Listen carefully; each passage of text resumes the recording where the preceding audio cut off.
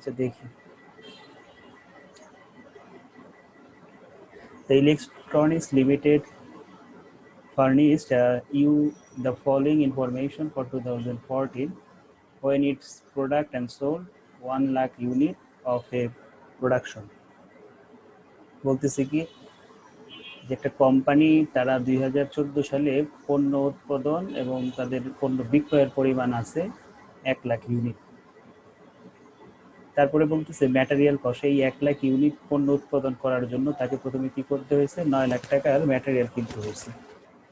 তারপরে তার মজুরি দিতে হয়েছে 6 লাখ টাকা, পাওয়ার অ্যান্ড ইলেকট্রিসিটি দেওয়া লাগছে 1,20,000 টাকা, ফ্যাক্টরি ইনডিরেক্ট ওয়েজেস অর্থাৎ কারখানার পরোক্ষ মজুরি হচ্ছে 1.5 লাখ টাকা। এরপরে আদার ফ্যাক্টরি এক্সপেন্স হয় 55,000 টাকা, defective works cost of rectification দেওয়া আছে 30,000 টাকা। ঠিক আছে, অর্থাৎ ত্রুটিপূর্ণ কাজ আছে কিনা সেটা আবার রেকটিফাই করতে যে তাদের খরচ হয়েছে 30,000 টাকা। অফিস স্যালারিজ অ্যান্ড এক্সপেন্স 3,35,000 টাকা, সেলিং এক্সপেন্স আছে 55,000, সেলস প্রসিউড ফর স্ক্র্যাপ দেওয়া আছে 20,000 টাকা। তারপরে plan repair maintenance and depreciation আছে 1,50,000, সেলস প্রাইস পার ইউনিট দেওয়া আছে 31.60। এরপরে নিচে কিছু ইনফরমেশন দেওয়া আছে। এই ইনফরমেশনগুলো হচ্ছে 2015 সালের জন্য। তো আমাদের অঙ্কটা 2টা সালের করতে হবে, অর্থাৎ এটাকে আমরা বলতেছি ডাবল কস্ট শিট। 2টা কেন করব, কারণ আমাদের এই যে উপরের যে ছকের মধ্যে যে ইনফরমেশনগুলো দেখতেছো সেগুলো হচ্ছে 2014 সালের ইনফরমেশন।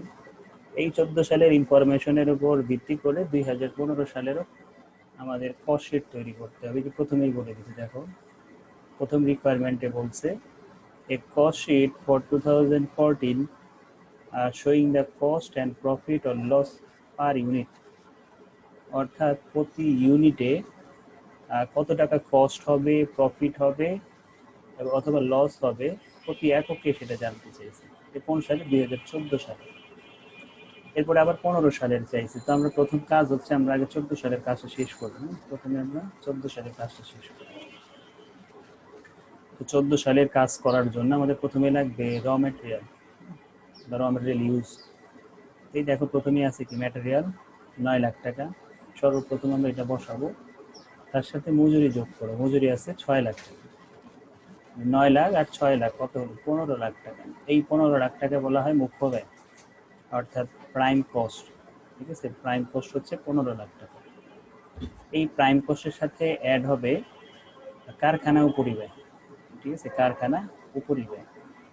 তো কারখানা উপরিব্যয় কি কি আছে দেখবো আমরা। কারখানা উপরিব্যয়ের মধ্যে পড়ে power and electricity, factory indirect wages, other factory overhead, factory expense, defective works. Defective works বসে। এরপরে আর কি আছে ইনফরমেশন আমাদের, অফিস অ্যান্ড স্যালারি, সেইটাই আমরা আরেকটা স্টেপ আছে সেইখানে এগুলো বলবো। আমরা আবার বলি আমাদের ফ্যাক্টরি ওভারহেডের মধ্যে কারা যাবে, পরোক্ষ যত খরচ আছে সব খরচ দিয়ে আমরা এখানে দেখাবো। পরোক্ষ কারখানা রিলেটেড খরচগুলো এইখানে আমরা বসাবো। তাহলে কি কি ছিল, power and electricity, factory indirect wages ছিল, আদার ফ্যাক্টরি এক্সপেন্স ছিল, ডিফেক্টিভ ওয়ার্ক ছিল। ঠিক আছে, আরেকটা আছে সেটা ওই খরচের মধ্যে পড়ে না, আসলে ওটা অনেকটা আয়ের মতো হয়। বিক্রি করছে একটা পণ্য, ত্রুটিপূর্ণ পণ্য বিক্রি করে কিছু টাকা পাইছে। এটাকে আমরা বলি সেলস প্রসিড অফ স্ক্র্যাপ। ত্রুটিপূর্ণ কিছু পণ্য বাজারে বিক্রি করছে, সেই বিক্রি করে 20,000 টাকা পাইছে। তো এই টাকাটা আমাদের বাদ দিতে হয় ফ্যাক্টরি এক্সপেন্স, ফ্যাক্টরি ওভারহেডের পরে। আমরা যেইগুলো বলছিলাম সেগুলো আগে বসাবো। কি কি ছিল, আরেকটা ছিল যে plan repair and maintenance and depreciation, অর্থাৎ ওই যে মেরামত রক্ষণাবেক্ষণ খরচ আছে সেই এবং অবচয় আছে, সেই অবচয়টা আমাদের কারখানা পরিব্যয়ের মধ্যে দেখাতে হবে। প্রথমে ফ্যাক্টরি অ্যান্ড ইলেকট্রিসিটি বসালাম, যে 1,20,000 ছিল। ঠিক আছে, তারপরে ছিল ফ্যাক্টরি ইনডিরেক্ট ওয়েজেস, ছিল 1.5 লাখ।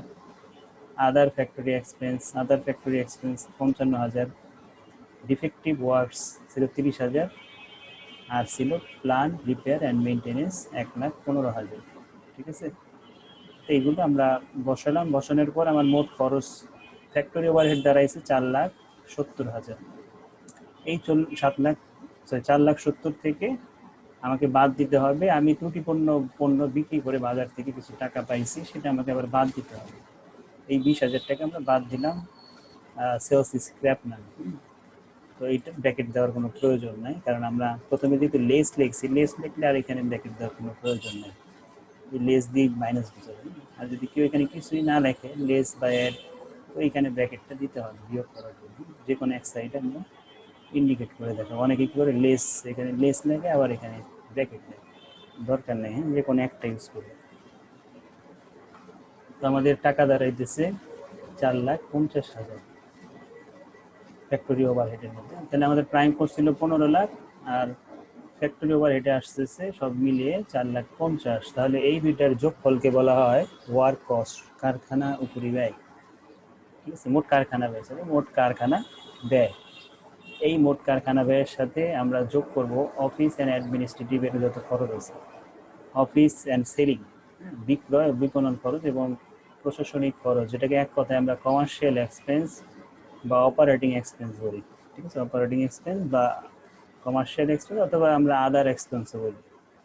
ঠিক আছে, তো এখানে কী কী আছে, আমরা তো পাওয়ার বসাইছি, ফ্যাক্টরি বসাইছি, আদার ফ্যাক্টরি এক্সপেন্স বসাইছি, ডিরেক্ট ডিফেক্টিভ ওয়ার্কের যে খরচ সেটা বসাইছি। আমাদের হাতে আছে আর অফিস স্যালারি অ্যান্ড এক্সপেন্স, এটা বসাবো, সেলিং এক্সপেন্স আছে, এটা বসাবো। ঠিক আছে, এই দুইটাই তো বাকি আছে নাকি, এই দুইটাই আমরা বসাই দেবো। দেখো দুইটা বসাইছি, দুইটা বসানোর ফলে আমাদের রেজাল্ট হয়েছে, দুইটার যোগফল কত, 3,90,000। বুঝতে পারছি, 3,90,000। তো এই 3,90,000 হচ্ছে অফিস অ্যান্ড সেলিং এক্সপেন্স। তো আমাদের এই ওয়ার্ক কস্টের সাথে অফিস অ্যান্ড সেলিং এক্সপেন্স যোগ করলে হয় টোটাল কস্ট। ঠিক আছে, এটা টোটাল কস্ট। এই টোটাল কস্টের সাথে প্রফিট যোগ হবে, হ্যাঁ, প্রফিট যোগ হবে। তো প্রফিট কত হবে সেটা কিভাবে বুঝবো, দেখো আমাদের একটা পণ্যের বিক্রয় মূল্য দেওয়া আছে, সেলিং প্রাইস পার ইউনিট 31.60। তাহলে আমরা কতগুলো পণ্য তৈরি করছিলাম, 1 লাখ পণ্য তৈরি করছে এবং এই 1 লাখ পণ্যই বিক্রি করছে। তাহলে 1 লাখের সাথে 31.60 গুণ করব, গুণ করে আমাদের এই রেজাল্টটা আসবে। বুঝতে পারছি, 31,60,000 টাকা আসবে কিভাবে, 1 লাখ ইউনিটের সাথে, 1 লাখ হয়েছে, হ্যাঁ, 1 লাখ ইউনিটের সাথে গুণ করবো আমরা 31.60, গুণ করলে আমরা পাবো বিক্রয় মূল্য। তো এই মোট বিক্রয় মূল্য থেকে মোট খরচ যদি আমি বাদ দিই তাহলে পাবো প্রফিট। এই জন্য এখানে লিখছি ব্যালেন্সিং ফিগার, কারণ এটা তার কোশ্চেনে সরাসরি দেওয়া নাই। এই জন্য সেলস থেকে কস্ট বাদ দিবা, দিলে তুমি কি পাবা, প্রফিট পাবা। ঠিক আছে, তাহলে এই হলো আমাদের স্টেটমেন্ট। এইটা যে কিভাবে করতে হয় এটার একটা চার্ট আমাদের ফার্স্ট পেজে দেওয়া আছে, মানে কার পরে কে আসবে, কার আন্ডারে কে থাকবে, ওই অনুযায়ী কাজ করছি। এরপরে আমার কাছে কোশ্চেন করা হয়েছিল প্রতি এককের ব্যয় কত। তাহলে আমাদের মোট ব্যয় 23,40,000, 1 লাখ ইউনিটের কিন্তু এটা, হ্যাঁ, কারণ আমরা পণ্য 1 লাখ উৎপাদন করছি, 1 লাখে বিক্রি করছি। তাহলে 1 লাখ ইউনিটে আমাদের একক প্রতি কস্ট কত দাঁড়াইতেছে, টোটাল কস্টকে প্রোডাকশন ইউনিট দ্বারা ভাগ করছি, 24.40 দাঁড়াইতেছে। প্রফিট পার ইউনিট, প্রতি এককের প্রফিট কত, 8,20,000কে আমি 1 লাখ দ্বারা ভাগ করবো। ঠিক আছে, না 8.2 আসতেছে। বুঝতে পারছি, এই ছিল 2014 সালে আমাদের কস্ট শিট, যার মাধ্যমে আমরা বের করছি কি একক প্রতি বিক্রয়, একক প্রতি ব্যয় কত এবং একক প্রতি প্রফিট কত হলো। এরপরে যাবো সেকেন্ড, যে 2015 সালে কি বলছে সেটা। 2015 সালে বলতেছে, as from January 1, 2015 the selling price was reduced to 31 per unit। 2015 সালে তোমার বিক্রয় মূল্য কমে কত হবে, 31 হবে। আগে ছিল কিন্তু 31.60, কিন্তু 2015 সালে সেটা হয়ে যাবে 31 টাকা। It was estimated that the production could be increased by 50% in 2015. 2015 সালে প্রোডাকশন আগে যা ছিল তার থেকে 50% বেড়ে যাবে।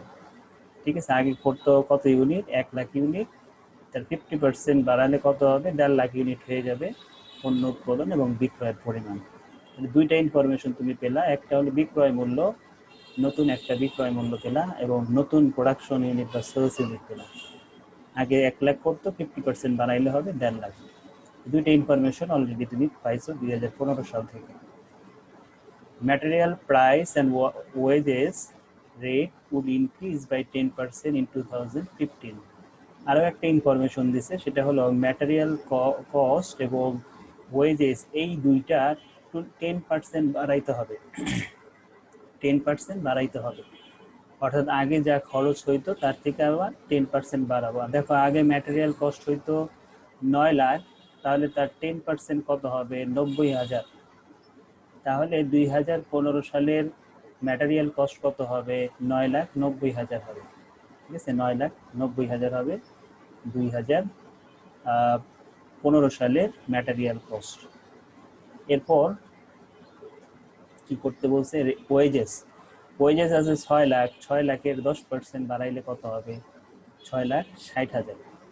তাহলে 9,90,000 হলো ম্যাটেরিয়াল হবে, 6,60,000 হবে ওয়েজেস 2015 সালে। তো এই হলো আমাদের এখানকার ইনফরমেশন। এবং রিকোয়ারমেন্ট 2 নম্বরে বলছে an estimated cost sheet for 2015, 2015 সালের কি করতে বলছে, কস্ট শিট তৈরি করতে বলছে। You may assume that 1,50,000 unit would be produced and sold during 2015. ওই যে 50% বাড়ানোর পরে কত হবে, 1.5 লাখ হবে না, ওই 1.5 লাখটাই আবার ইন্ডিকেট করে দিছে যে 2015 সালেই 1.5 লাখ পণ্য উৎপাদন হয়, 1.5 লাখ পণ্যই বিক্রি হয়। And factory overhead would be recovered as the percentage on direct wages. তো তুমি কিন্তু এইখানে তিনটা জিনিস আগেই দুইটা কস্ট তুমি আগেই পেয়ে গেছো। কিভাবে, যে এখানে 10% বাড়াইতে বলছে, তো আমি বলছিলাম 9,90,000 আর 6,60,000 হলো নতুন 2015 সালের ওয়েজেস আর ম্যাটেরিয়াল। কিন্তু আমাদের কিন্তু আরও কিন্তু খরচ ছিল, এই যে ফ্যাক্টরি ওভারহেড ছিল, অ্যাটলিস্ট এই সিঙ্গেল না দেওয়া থাকে, সিঙ্গেল যেগুলো দেওয়া সেগুলো তো 1 লাখ ইউনিটের জন্য 2014 সালে, কিন্তু 15 সালেরটা কিন্তু এগুলোর সিঙ্গেল কোনো কিছুই বলে নাই, একবারে বলে দিছে। সেটা কি বলছে, যে ফ্যাক্টরি ওভারহেড, এটার কথা বলতেছে, এই factory overhead would be recovered as the percentage on direct wages। অর্থাৎ এইখানে তুমি একটা পার্সেন্টেজ তৈরি করবা, যে এই যে ওয়েজেস, হ্যাঁ, এই ওয়েজেসের কত অংশ ফ্যাক্টরি ওভারহেডের মধ্যে গেছে। অর্থাৎ এই যে 4,50,000 তুমি দেখতেছো, এই 4,50,000 টাকা 6 লাখ টাকার কত অংশ, সেই অনুযায়ী আমাকে ওই 2015 সালের কি বের করতে হবে, ফ্যাক্টরি ওভারহেড কত সেটা বের করতে হবে। 2015 সালের ফ্যাক্টরি ওভারহেড কত সেটা বের করবো কিভাবে, এই পার্সেন্টেজ অনুযায়ী, যে এইখানে কার কত অংশ, অর্থাৎ ওয়েজেসের কত অংশ ফ্যাক্টরি ওভারহেড, সেটা আগে আমাকে ক্যালকুলেট করে নিতে হবে। ওই অনুযায়ী 15 সালের আমরা পার্সেন্টেজ করব। এভাবে অফিস অ্যান্ড সেলিং ওভারহেডের কথাও বলছে, office and selling overhead as a percentage on work cost.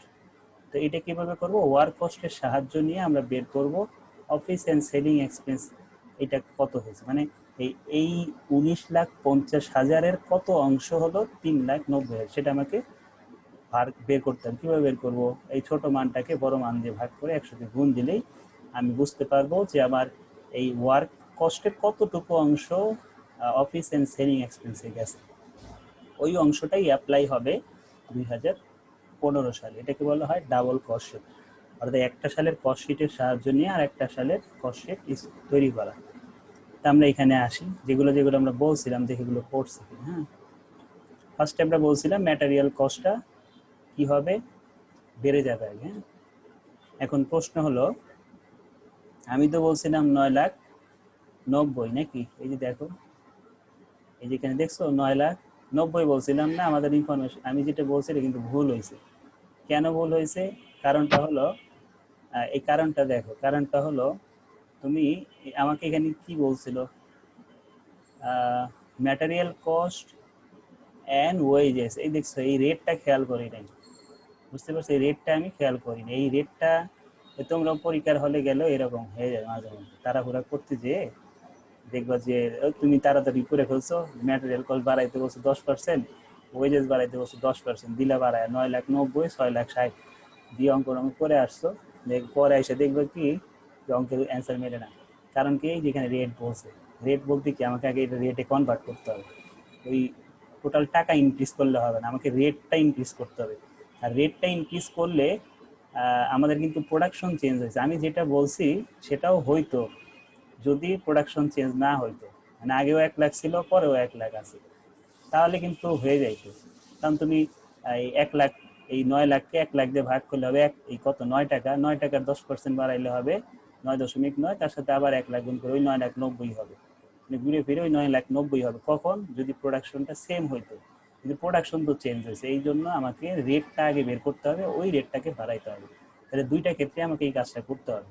তো এই কাজটাই আমরা এই যে দেখো নিচে করছি, দেখো material cost per unit 1,00,000 unit, material cost per unit for 1,00,000 unit, 1,00,000 ইউনিটে আমার ম্যাটেরিয়াল কস্ট 9 টাকা, বুঝতে পারছি।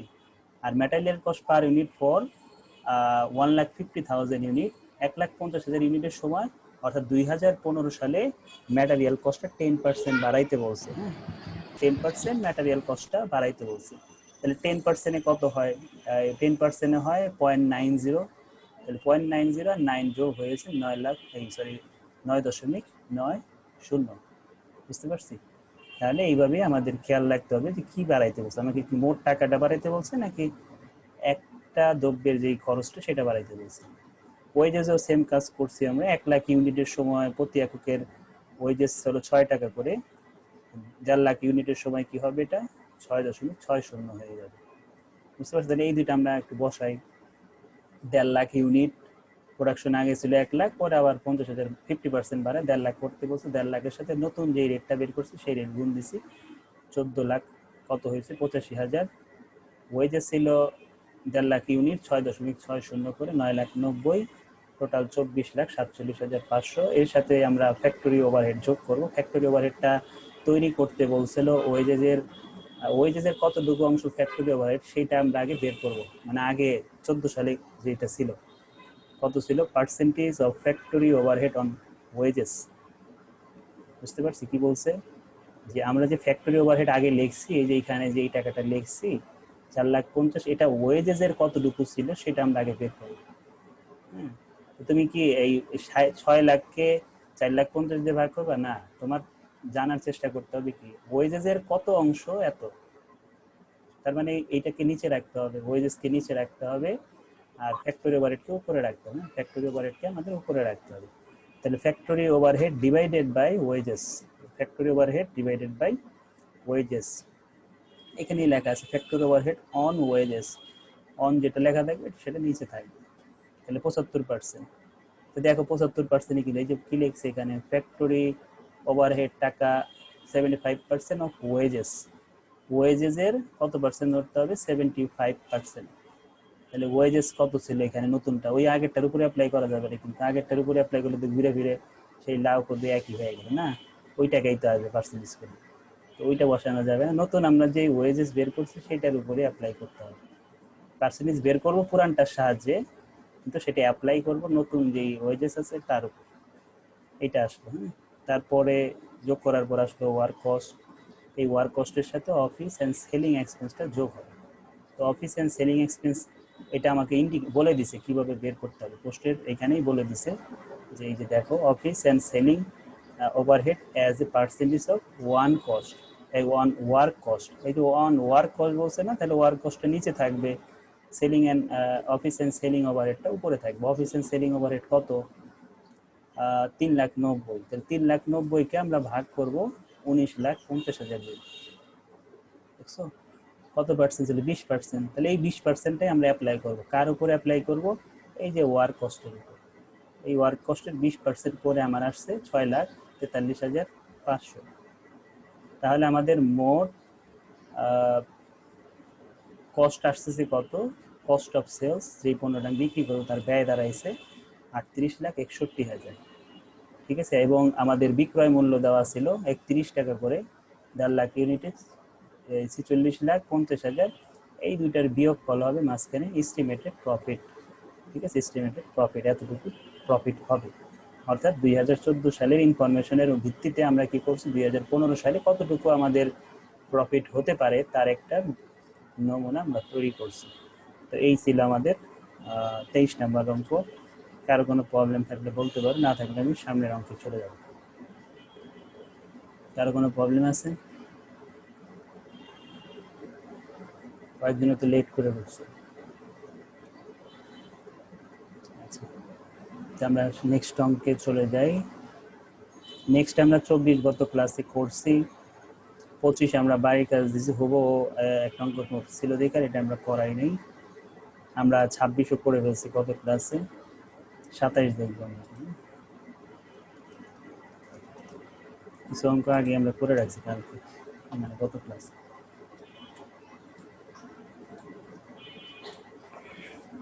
27 নম্বর অঙ্কটা দেখি, ছোটই আছে অঙ্কটা। The following information is obtained from the cost record of ABC Manufacturing Company. একটা উৎপাদনকারী প্রতিষ্ঠানের, এবিসি একটা উৎপাদনকারী প্রতিষ্ঠান, তাদের যে কস্টগুলো ছিল সেগুলোর একটা ইনফরমেশন দেওয়া আছে। টোটাল ম্যানুফ্যাকচারিং কস্ট 3 লাখ, অর্থাৎ মোট উৎপাদন ব্যয় গেছে তাদের 3 লাখ। তারপরে বলতেছে cost of closing inventory of finished goods 42,000, cost of finished goods 2,30,000, work in process বা progress closing দেওয়া আছে 20,000। তারপরে বলতেছে factory overhead was apply 30% of total manufacture cost। Factory overhead কার উপরে অ্যাপ্লাই করতে বলছে? টোটাল ম্যানুফ্যাকচার কস্টের উপর। তাহলে দেখো টোটাল ম্যানুফ্যাকচার কস্ট কত? 3 লাখ। এই 3 লাখের 30% কত হয়? 3 × 9, 90,000 আসে কার মান? ফ্যাক্টরি ওভারহেডের রেজাল্ট আসতেছে 90,000। And direct labour cost was 15% of factory overhead, অর্থাৎ এইখানে 90,000 তুমি ফ্যাক্টরি ওভারহেড বের করছো না, তার উপরে 15% তুমি কি ধরবা? লেবার কস্ট ধরবা। তার মানে তোমাকে একটু সাবধানে কাজ করতে হবে, কারণ একটা পার্সেন্টেজ বিসমিল্লাহ যদি পার্সেন্টেজ ভুল করে ফেলো, বাকি একটা রেজাল্টও কিন্তু মিলবে না, সবগুলো ভুল হয়ে যাবে, বুঝতে পারছি? এই জন্য একটু সাবধানে করতে হবে। তাহলে কার উপর পার্সেন্টেজ করবো? ডিরেক্ট লেবার কস্টের উপরে 15%, সরি লেবার কস্টটা ধরো ফ্যাক্টরি ওভারহেডের উপর 15%, মানে 90,000-এর 15%। তারপরে অ্যাডমিনিস্ট্রেটিভ অ্যান্ড সেলিং এক্সপেন্স 45,000 প্রশাসনিক খরচ আছে। এবার total sales during the period was 3,10,000। তো prepare a cost sheet from the above information. তো এই ইনফরমেশনের ভিত্তিতে আমাকে একটা কস্ট শিট তৈরি করতে হবে। তো আমরা শুরু করি। প্রথমে আমরা কি বসাবো? ফার্স্টে আমার লাগবে কি, মনে রাখবো সবসময় যে আমাদের এই কস্ট শিটের অঙ্ক করার জন্য সর্বপ্রথম যেটা লাগে সেটা হলো ওপেনিং র ম্যাটেরিয়াল, অর্থাৎ প্রারম্ভিক কোনো র ম্যাটেরিয়াল আছে কিনা, সেটা যদি থাকে একদম বিসমিল্লাহ বসাইতে হয় ওপেনিং র ম্যাটেরিয়াল। এটা যদি না থাকে তাহলে আমাকে যাইতে হবে তোমার, ধরে নিলাম আছে, ঠিক আছে, ওপেনিং র ম্যাটেরিয়াল আছে, তাহলে ওইটা বসাবো। তার সাথে আমরা যোগ করব পারচেজের সাথে যদি কোনো ক্রয় ফেরত, ক্রয় বার্তা, নতুন ক্রয় থাকে, এগুলো সব যোগ বিয়োগ করে নিট পারচেজটাকে আমরা যোগ করব ওপেনিং র ম্যাটেরিয়ালের সাথে, বাদ দেবে ইন্ডিং র ম্যাটেরিয়াল, বাদ দিলে যেটা পাবো সেটা হলো র ম্যাটেরিয়াল ইউজ। তা আগে যে তিনটা বললাম, অর্থাৎ ওপেনিং র ম্যাটেরিয়াল, পারচেজ আর ইন্ডিং র ম্যাটেরিয়াল, এই তিনটার কোনোটাই যদি কোশ্চেনে না থাকে তাহলে আমাকে শুরুই করতে হবে অবশ্যই যেটা লাগবে, যেটা ছাড়া কোশ্চেন হবে না, সেটা হলো ম্যাটেরিয়াল ইউজড বা ডিরেক্ট ম্যাটেরিয়াল, বা শুধু ম্যাটেরিয়ালও লেখা থাকতে পারে কোশ্চেনে। এটা ছাড়া আমাদের কস্ট শিটটা তৈরি করা যাবে না। তাহলে আমাদের যেহেতু কোশ্চেনে কোনো ওপেনিং র ম্যাটেরিয়াল, ইন্ডিং র ম্যাটেরিয়াল এবং পারচেজ তিনটার কোনোটাই নাই, তাহলে আমাকে শুরুই করতে হবে র ম্যাটেরিয়াল ইউজ দিয়ে, ঠিক আছে। তো আমরা লিখলাম র ম্যাটেরিয়াল ইউজ, কোশ্চেনে থাকুক আর না থাকুক এটা তোমাকে লিখতেই হবে, এটা ছাড়া কস্ট শিট হবে না। তাহলে ওপেনিং ডিরেক্ট ম্যাটেরিয়াল ইউজ আমরা লিখলাম, এটা এই টাকাটা এখন কোথা থেকে আসবে সেটা পরে দেখবো আমরা, এটা আমরা আগে লিখলাম। লেখার পরে তার সাথে সবসময় প্রত্যক্ষ খরচগুলো যোগ হয়, প্রত্যক্ষ খরচ ডিরেক্ট লেখা থাকবে সবগুলোর মধ্যে, ডিরেক্ট লেবার, ডিরেক্ট ওয়েজেস, তারপরে ডিরেক্ট এক্সপেন্স অথবা চার্জেবল এক্সপেন্স, এই কয়টা জিনিস আমাদের ডিরেক্ট লেবারের মধ্যে মানে ডিরেক্ট কস্টের মধ্যে পড়ে। তো এখানে দেখি ডিরেক্ট কোনো খরচ আছে কিনা। হ্যাঁ, ডিরেক্ট খরচ ছিল একটা না, direct labour cost 15% of factory overhead. তো আমরা এখানে আগে ফ্যাক্টরি ওভারহেড বানায় নিব। হ্যাঁ, এটা আমরা নিজেরাই ক্যালকুলেটারে করে নিব। টোটাল ম্যানুফ্যাকচার কস্টের 30% হলো ফ্যাক্টরি ওভারহেড, অর্থাৎ 90,000। এই 90,000-এর 15% আমরা ধরবো ফ্যাক্টরি, এই সরি ডিরেক্ট লেবার। তো দেখো তাই করছি যে 90,000-এর 15% ডিরেক্ট লেবার বসাইছি, বুঝতে পারছি। এরপরে যেটা করব সেটা হলো এটা বসালাম, এটা কিন্তু এখনো খালি আছে নাকি, এটা এখনো খালি আছে এই জিনিসটা, মানে এটা তো আমরা এখনো পাইনি, এটা ওইভাবেই রাখবো, খালি রাখবো। এই দুটো যোগ করলে আমার এই ব্যালেন্সটাও কিন্তু আমি এখনই পাবো না, কারণ কি আমার তো ওইটাই জানি না, আমি তাহলে এটা কিভাবে পাবো। তাহলে এই জিনিসগুলো খালি থাকবো, কিন্তু নামগুলো আসবে, অবশ্যই আসবে, কারণ এই দুটো যোগ করলে প্রাইম কস্টই হয়। প্রাইম কস্টের সাথে ফ্যাক্টরি ওভারহেড যোগ করো। ফ্যাক্টরি ওভারহেড কত পার্সেন্ট বলছিল? 30% কার উপর? এই ম্যাটেরিয়াল কস্ট, এই ম্যানুফ্যাকচারের উপর। ঠিক আছে, 3 লাখের 30% 90,000 বসালাম। এটা কিন্তু এখনো খালি, তাহলে দুইটা খালি, কিন্তু এই একটা খালি, এটাও খালি থাকবে, এইটা বসবে। বসার পর এই প্রাইম কস্টের সাথে ফ্যাক্টরি ওভারহেড যদি যোগ করি তাহলে বের হয় টোটাল ম্যানুফ্যাকচার কস্ট, যেটা কোশ্চেনে দেওয়া আছে। বুঝতে পারছি, কোশ্চেনে দেওয়া আছে, এই দেওয়াটা আমরা বসালাম। তো এখন আমরা কিন্তু উপরেরটা ফিল আপ করতে পারবো। কিভাবে পারবো?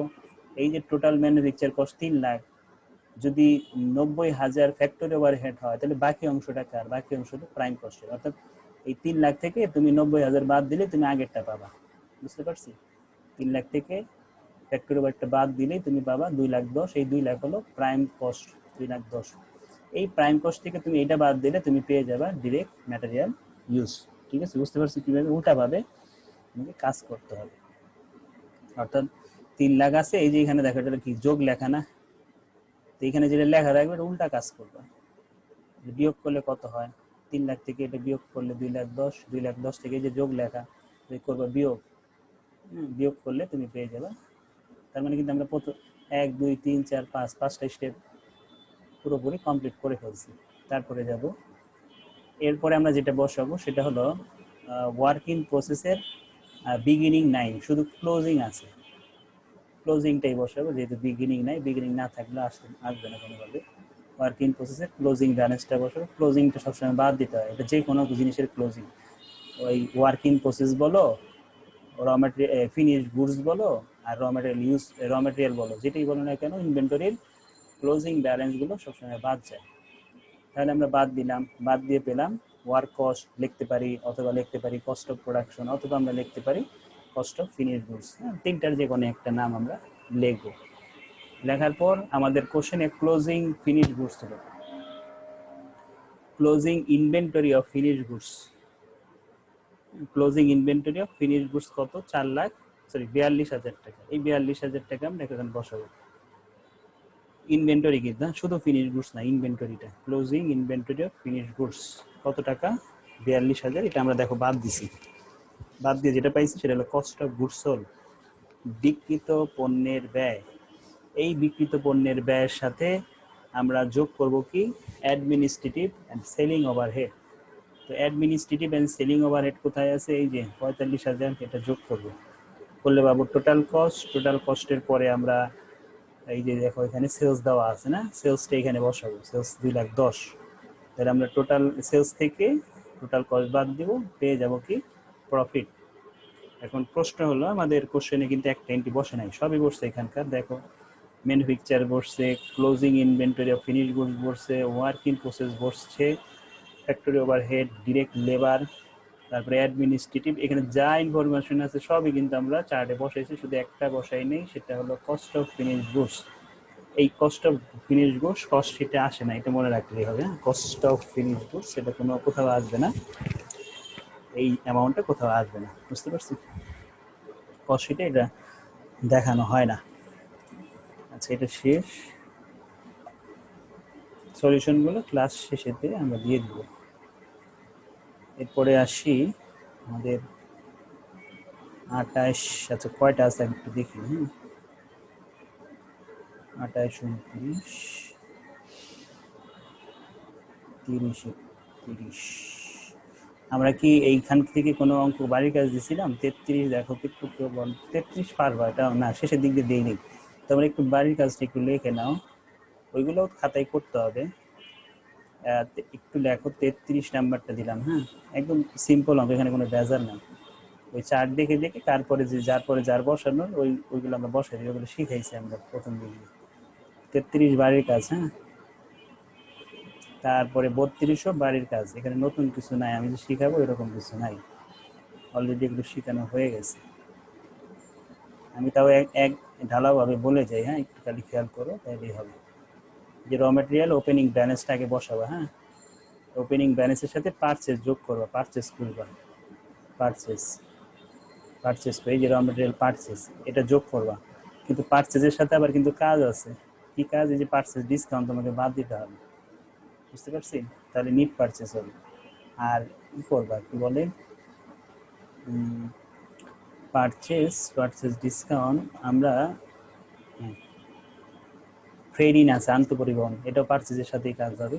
ট্রেড ইন প্রত্যক্ষ খরচ বসাবা। বসানোর পর আমরা কি করব, ইন্ডিং যেই র ম্যাটেরিয়াল আছে, ইন্ডিং র ম্যাটেরিয়াল এটা বাদ দিব। তাহলে বের হবে প্রাইম কস্ট, সরি র ম্যাটেরিয়াল ইউজড, র ম্যাটেরিয়াল ইউজ বের হবে। র ম্যাটেরিয়াল ইউজের সাথে আমরা যোগ করি হলো ডিরেক্ট এক্সপেন্স, যে ডিরেক্ট লেবার শুধু আছে, আর কিছু নেই, শুধুমাত্র ডিরেক্ট লেবার আছে, এটা যোগ করবো, করলে পাবো prime cost.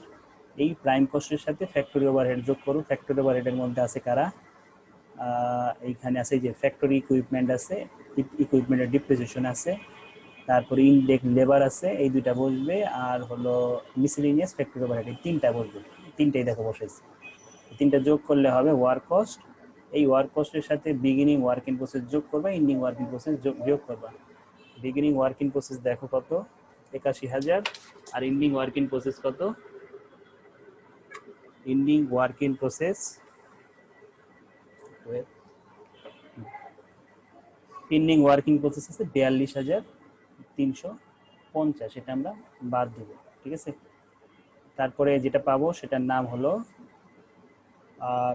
Cost of production. Cost of production থেকে beginning working process finish goods যোগ করবে, এন্ডিং ফিনিশ গুডস বিয়োগ করো। এন্ডিং ফিনিশ গুডসের টাকা কিন্তু দেওয়া নেই, আমরা এটাও শিখাইছি কীভাবে টাকা বের করতে হয়। ইউনিট আগে বের করতে হয়, সেই ইউনিটের সাথে cost of production per unit গুণ করতে হয়। তাহলে আমরা এন্ডিং ফিনিশ গুডসের ইউনিট, এই যে এখানে ইনফরমেশন আছে, সেই ইনফরমেশনের ভিত্তিতে বের করব। এইখানে সব দেওয়া আছে, কিভাবে প্রোডাকশন ইউনিট বের করছি, কিভাবে প্রোডাক্ট কস্ট পার ইউনিট বের করছি, এবং কিভাবে ভ্যালু অফ এন্ডিং ইনভেন্টরি বের করছি। ওই একটা অ্যামাউন্ট বের করার জন্য আমাকে 3টা কাজ করতে হয়েছে। ঠিক আছে, একটা অ্যামাউন্ট বের করার জন্য 3টা কাজ করা লাগছে। তো এই টিক ওয়ার্কিং দেখে নিবা, আমরা দেখাইতেছি না কেন, কারণ এইটা আমরা অলরেডি করে ফেলছি। এই কস্ট অফ গুডস সোল্ড। আমার দ্বিতীয় রিকোয়ারমেন্ট আছে ইনকাম স্টেটমেন্ট। ইনকাম স্টেটমেন্টে আয় থেকে ব্যয় বাদ দিব, অর্থাৎ সেলস থেকে কস্ট অফ গুডস সোল্ড বাদ দিব, হবে গ্রোস প্রফিট। গ্রোস প্রফিট থেকে ইন্টারেস্ট আর্ন ছিল, এটা আমরা অ্যাড করবো, করলে মিড ইনকাম পাবো। এই তাহলে শেষের দুইটা তোমাদের বাড়ির কাজ থাকবে, আরও একটা না দুইটা একই রকম আছে, সেটাও এইটা আমি বুঝাবো এখন পুরোপুরি। সবাই একটু মনোযোগ দেখি। 31 নম্বর, ছোটগুলো আগে একটু করে একটু কমায় নিই। 31,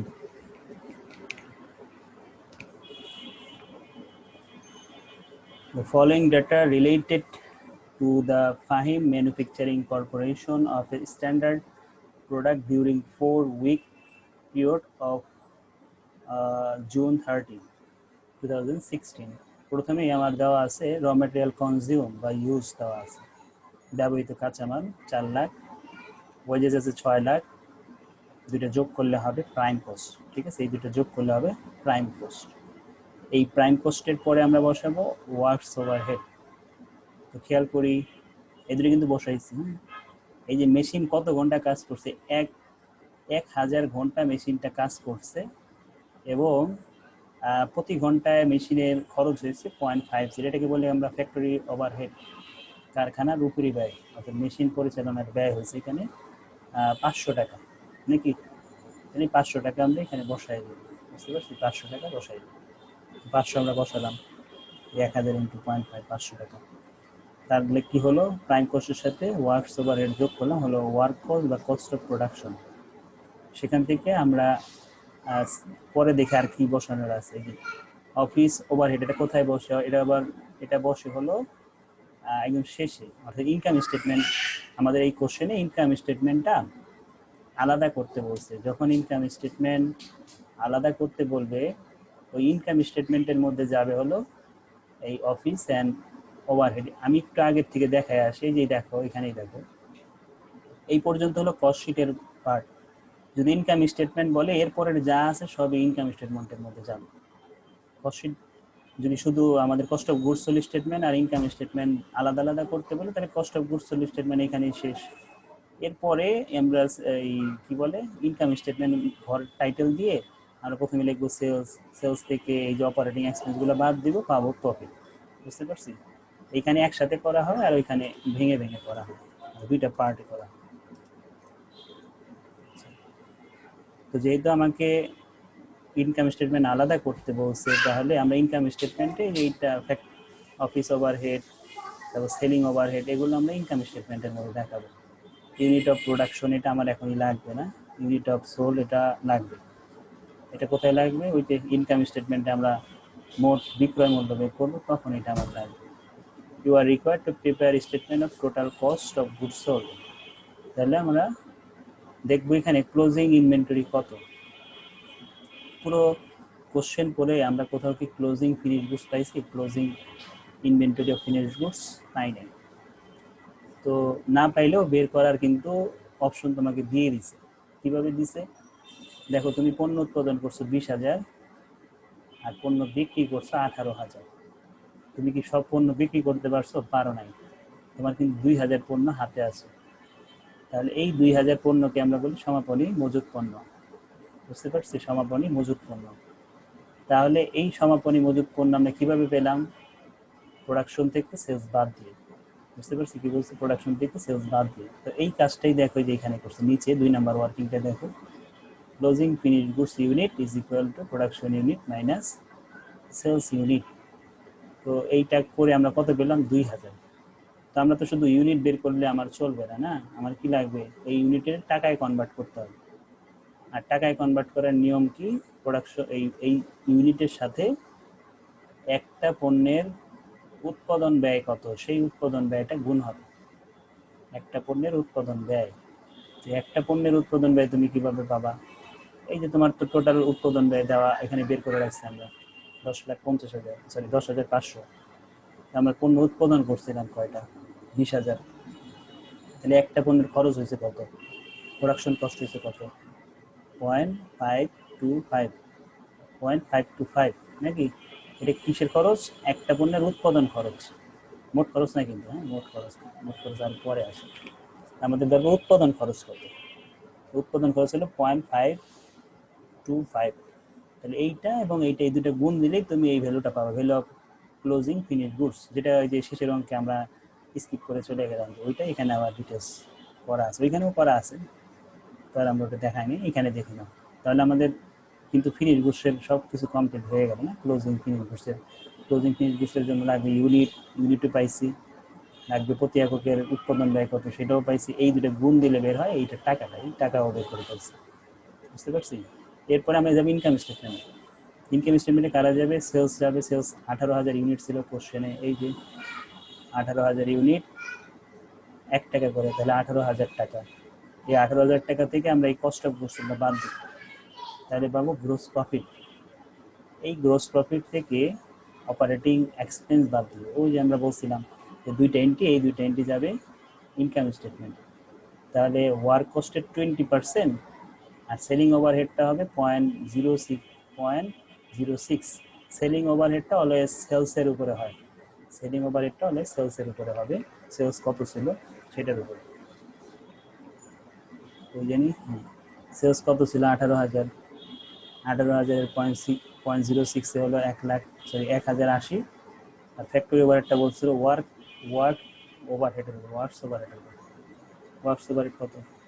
সরি ওয়ার্ক কস্টের উপর, ওয়ার্ক কস্ট হলো 10,50,000, সরি 10,500, 20% হলো 2,100। দুইটা অপারেটিং কস্ট একত্রে করে আসছে 3,180। 3,180।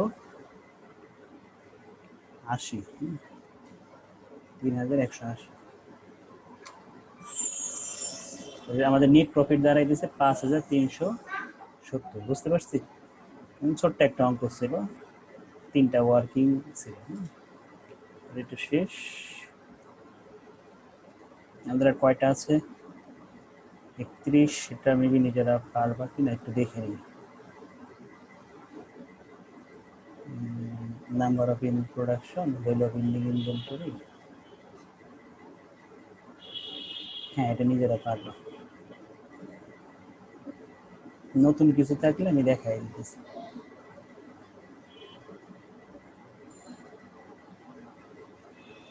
আচ্ছা, আমাদের এখানে কত জানি শেষ হয়েছে? আমাদের মানে এইটা বাকি না, 28 বাকি। 28-এর নিয়মে অঙ্ক কত ক্লাসে আমরা করছি। আর নতুন কিছু নাই। হ্যাঁ, এগুলো সব হয়ে গেছে এই নিয়মে। তারপর আমি এই একটা দেখিয়ে শেষ করে দিই। 28 নম্বরটা আমরা তো অঙ্ক অনেকগুলো করছি না, তাও তো আজকে শুরু করলাম কত থেকে যেন, 26 থেকে না, না আরো আগে। যাই হোক, অনেকগুলো অঙ্ক আগে হয়ে গেছে। 23 থেকে স্যার। 23 থেকে।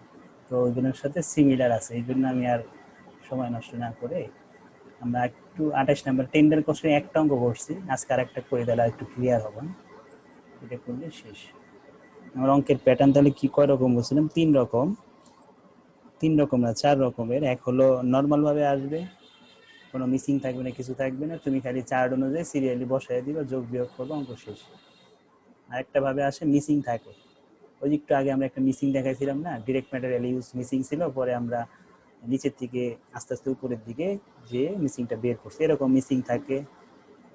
আবার আরেকটা প্যাটার্ন হলো টেন্ডার কস্টশিট, আর হলো ডাবল কস্টশিট। ডাবল কস্টশিট কিন্তু আমরা আজকে বিসমিল্লাতেই করছি, মানে একদম ক্লাসের শুরুতেই ডাবল কস্টশিট শিখাইছি। এখন দেখবো আমরা টেন্ডার কস্টশিট। টেন্ডার কস্টশিটটা গত ক্লাসে আমরা দেখছি, আজকে আরেকটু দেখি, আর একটু ক্লিয়ার হবে। The following data related to XYZ Limited.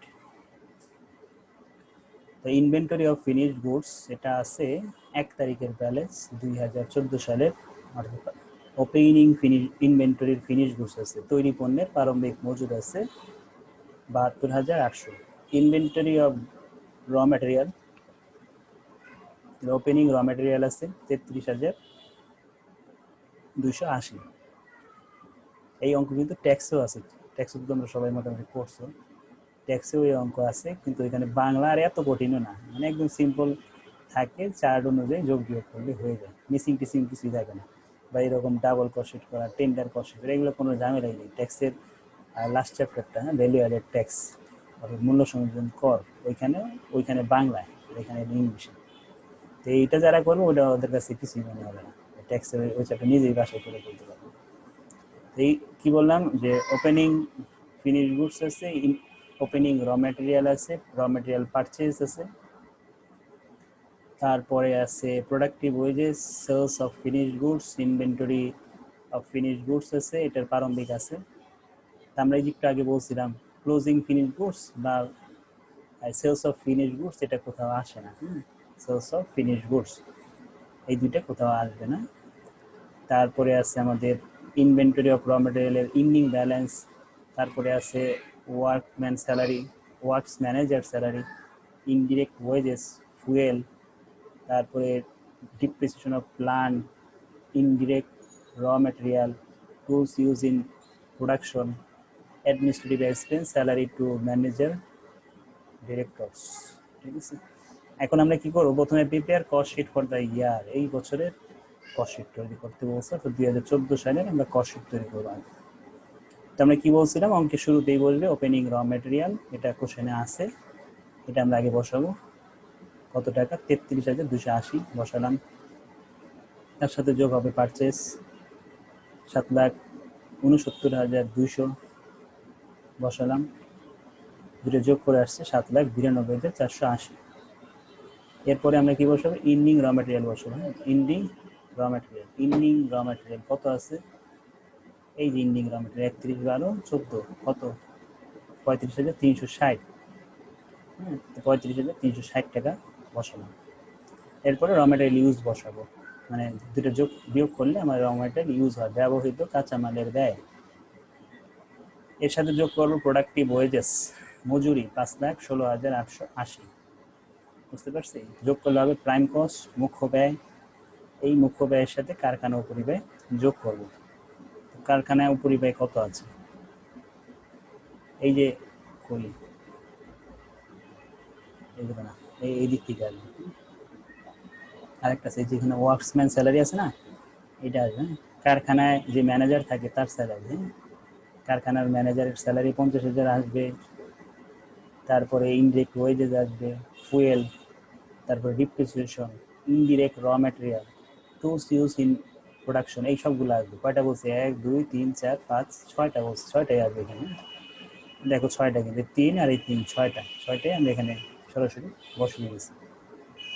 তাহলে এই প্রাইম কস্টের সাথে এই টোটাল ফ্যাক্টরি ওভারহেড যোগ করছি, করার পরে আসতেছে আমার ওয়ার্ক কস্ট বা ম্যানুফ্যাকচার কস্ট, উৎপাদন ব্যয়। ঠিক আছে, উৎপাদন ব্যয়। একটু ওয়েট করি, কারেন্ট চলে গেল মেবি।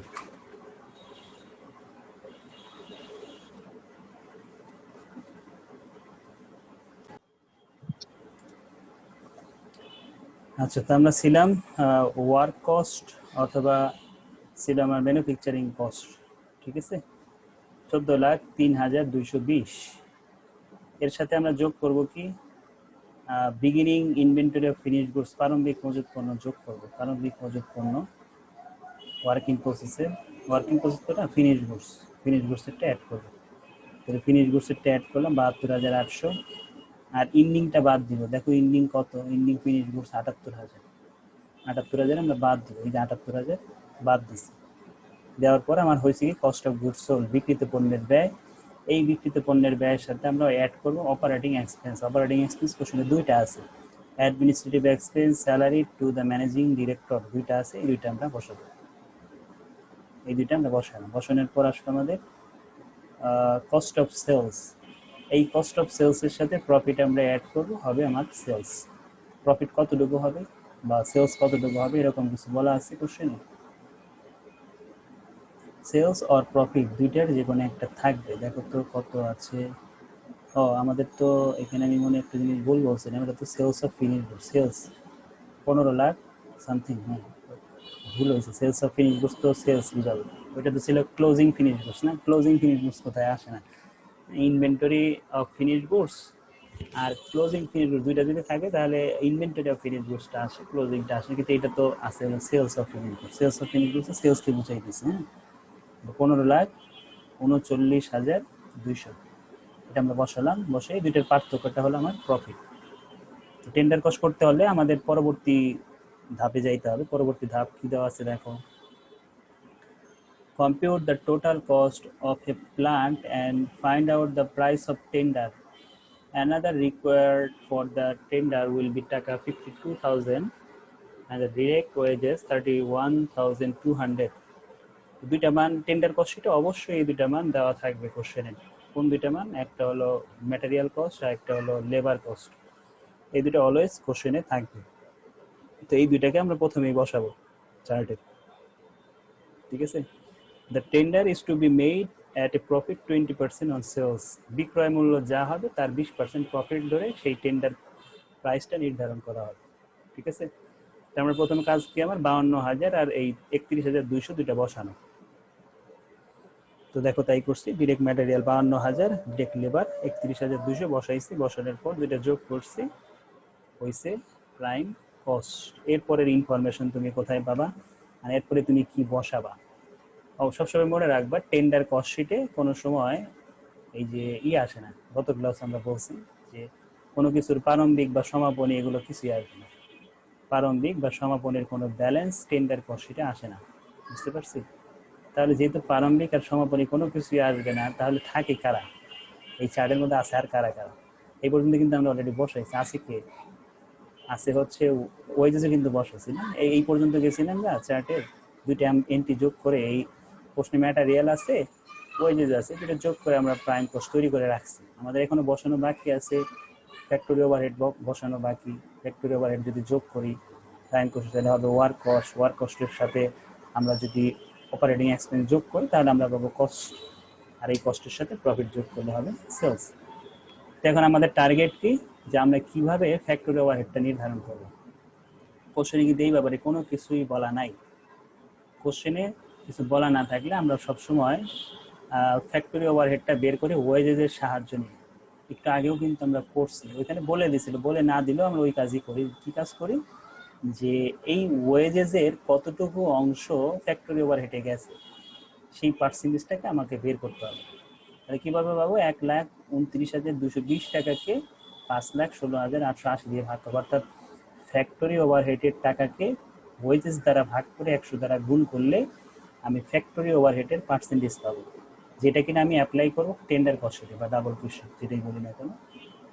তো এই কাজটাই এখানে করছি। দেখো ওয়ার্কস ওভারহেড চার্জ কত হয়েছিল, এই যে ওয়ার্কস ওভারহেড চার্জ 1,00,000। ওয়ার্কস লিখলে বা ফ্যাক্টরি যে কোনো একটা লিখবো, দুই জায়গায় দুইটা লিখছি তো সমস্যা নেই, তোমরা যে কোনো একটা নাম লিখবো, হয় ফ্যাক্টরি ওভারহেড লিখবা অথবা লিখবো ওয়ার্কস ওভারহেড। তাহলে কত, 1,29,220, এটাই কিন্তু এখানে দেখো নিচে বসাইছি। আর নিচে কি বসাইছে, ওয়েজেস। ওয়েজেস কত ছিল আমাদের, 5,16,880। এটা বসানোর পরে দেখলাম কি, যে আমরা প্রথম কস্ট শিটের মধ্যে যেই ফ্যাক্টরি ওভারহেডটা বসাইছি সেটা ছিল ওয়েজেসের 25%। এই 25%ই আমি এখানে অ্যাপ্লাই করবো। তাহলে 43,200, তার 25% কত, 7,800। ঠিক আছে, 7,800, বুঝতে পারছি, 7,800 বসালাম। এরপরে ম্যানুফ্যাকচার কস্ট বা ওয়ার্ক কস্ট হলো। তারপরে আমার বসানো বাকি আছে দুইটা জিনিস, একটা হলো অ্যাডমিনিস্ট্রেটিভ কস্ট আর হলো প্রফিট।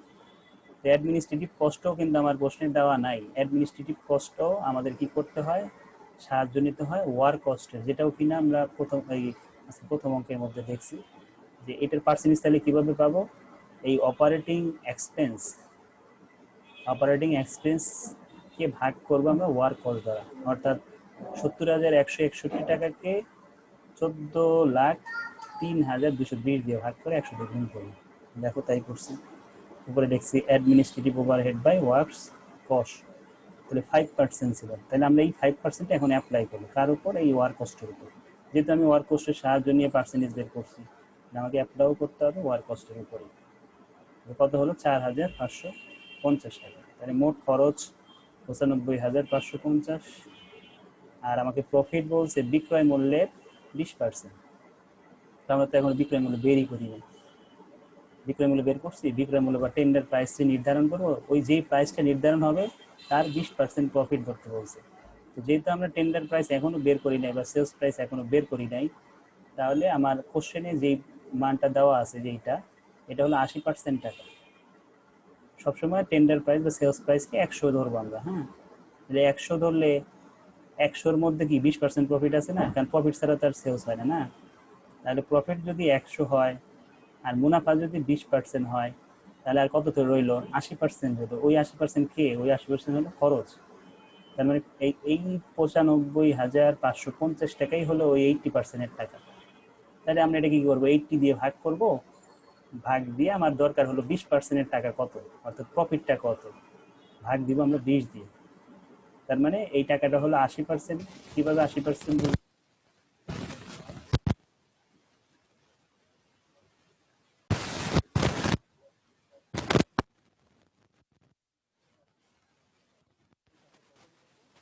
তখন বিক্রয় মূল্যের উপরে প্রফিট পড়বে।